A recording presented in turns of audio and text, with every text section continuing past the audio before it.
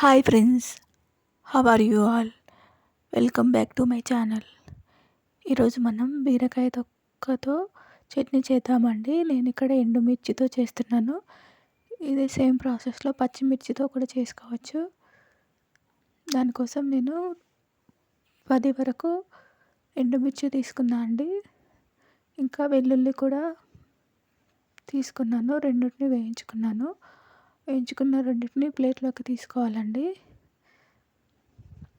ప్లేట్లోకి తీసుకున్న తర్వాత మనం దాంట్లోనే అదే ప్యాన్లో కొన్ని పల్లీలు వేసి వేయించుకోవాలండి. ఈ ప్లేస్లో పల్లీలు కాకుండా నువ్వులు కూడా వేసుకోవచ్చండి. ఏది వేసినా బాగుంటుందండి చట్నీ. పల్లీలు వేగిన తర్వాత ప్లేట్లోకి తీసుకోవాలి.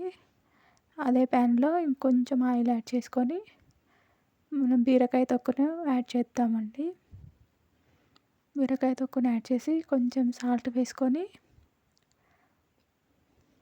కొద్దిసేపు మగ్గనివ్వాలండి. మీరు కూడా ఇలానే చేస్తారా?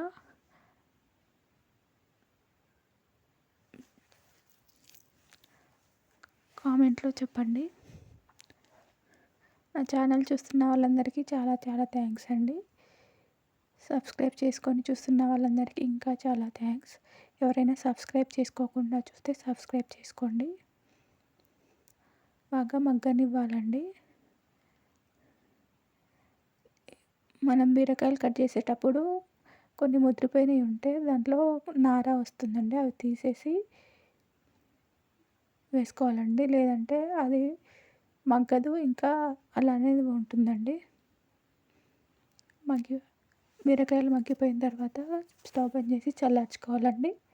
ఇప్పుడు మిక్సీ వేసుకుందామండి. మిరపకాయలు, వెల్లుల్లి, ఇంకా పల్లీలు ఇలా కచ్చాపచ్చాగా వేసుకున్న తర్వాత దీంట్లో ఇప్పుడు బీరకాయ తొక్కను యాడ్ చేద్దామండి. బీరకాయ తొక్కను యాడ్ చేసుకొని మిక్సీ పట్టుకోవాలండి. దీంట్లో కొంచెం చింతపండు కూడా వేసుకోవాలండి. ఎక్కువ ఏం పట్టదు. మీరు చింతపండు తినని వాళ్ళైతే టమాటో ముక్కలు బీరకాయ తొక్కతో పాటు వేయించుకొని వేసుకోవచ్చండి.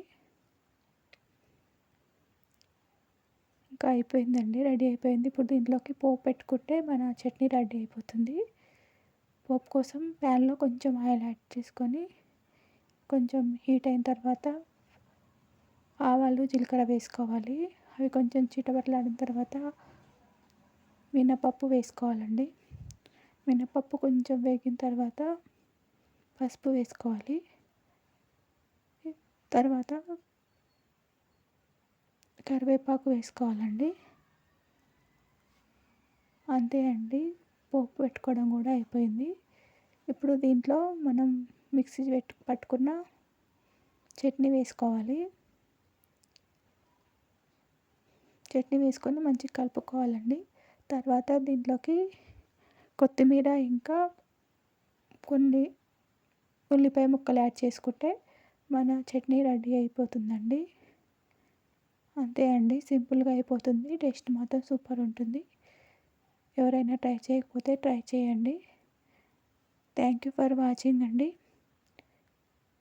సబ్స్క్రైబ్ చేసుకోండి.